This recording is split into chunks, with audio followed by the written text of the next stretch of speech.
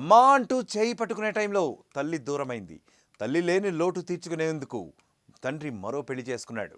వచ్చిన ఆమె తన తల్లే అని మురిసిపోయింది.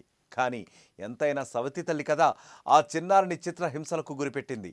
పాపను నిద్రపుచ్చుతున్నట్లు చేసి గొంతు నిలిపి ఆఖరికి చంపేసింది.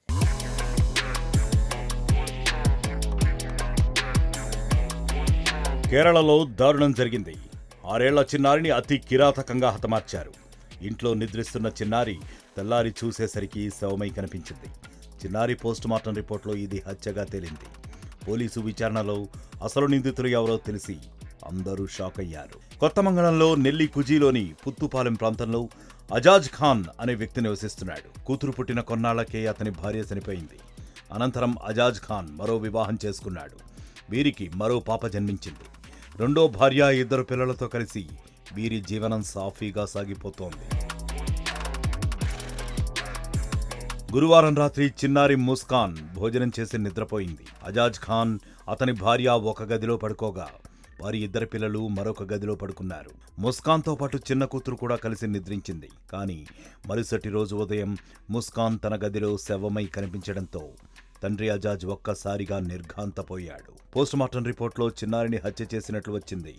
దీంతో రంగంలోకి దిగిన పోలీసులు సవతి తల్లిని అనుమానించారు. తమదైన శైలిలో విచారించగా అసలు నిజం బయటపడింది.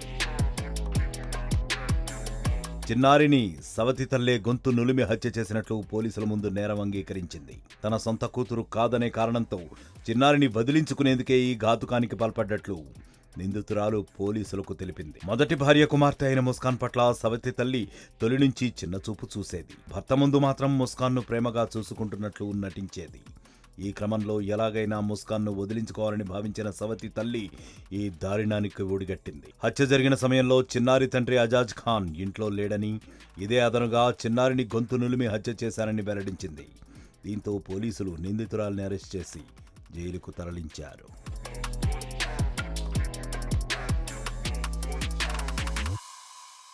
అసలైన తొలి వెలుగు.